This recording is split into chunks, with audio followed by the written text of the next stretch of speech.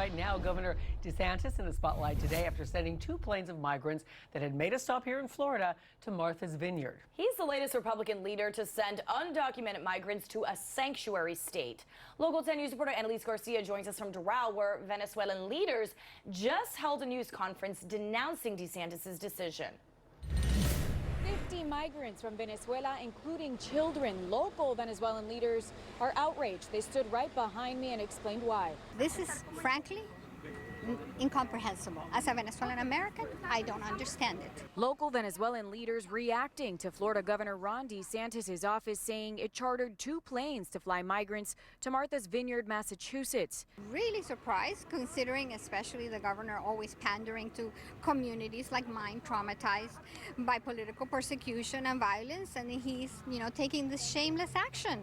This video showing the migrants deboarding, about 50 reportedly from Venezuela, some as young as 2 years old. I was heartbroken. Upon arrival, the group wandered to Martha's Vineyard Community Service Center in Edgartown. Local government officials say they had no advance notice. The airport director said that local officials had no idea that these immigrants were coming, that these planes were coming. But he said that there were vans outside that were waiting for the immigrants. DeSantis saying in a statement, states like Massachusetts, New York, and California will better facilitate the care of these individuals who they have invited into our country by incentivizing illegal immigration through their designation as sanctuary states. According to a spokesperson for DeSantis, the migrants were transported by Florida under a state program that was funded by the legislature earlier this year. Texas Governor Greg Abbott began busing migrants to other states in April.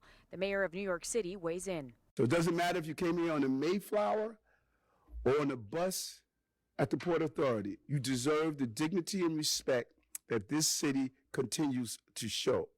Back on Martha's Vineyard, those migrants spent the night at a local church after being fed by a school cafeteria. In Doral, Annalise Garcia, Local 10 News.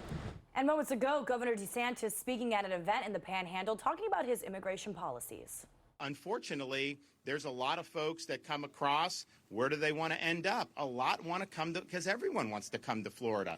And so we've worked on innovative ways to be able to protect the state of Florida from the impact of Biden's border policies. And so that's involved a number of things. We've had different operations in the Panhandle where we've stopped human smugglers. There have been criminal charges brought. There have been drugs seized. There have been a whole bunch of things. But yes, if you have folks that are inclined to think Florida is a good place, our message to them is we are not a sanctuary state. And it's better to be able to go to a sanctuary jurisdiction. And yes, we will help facilitate that transport for you to be able to go to greener pastures.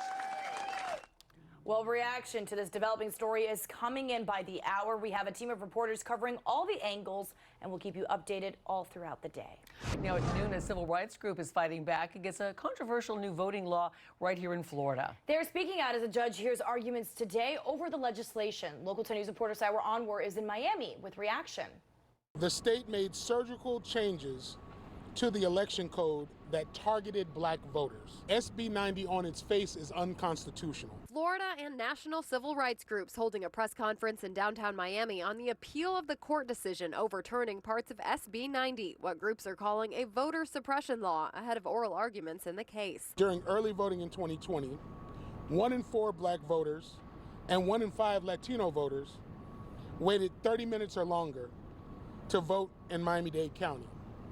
And only 3 in 20 white voters suffered the same wait times. Proponents of SB 90 say the law helps make elections smooth and secure. If the challenge to the SB 90 provisions is successfully appealed, parts of SB 90 could make it harder to access secure ballot drop boxes, deter third-party voter registration organizations from registering people to vote, and restrict the ability to provide food and water to voters waiting in long lines on Election Day.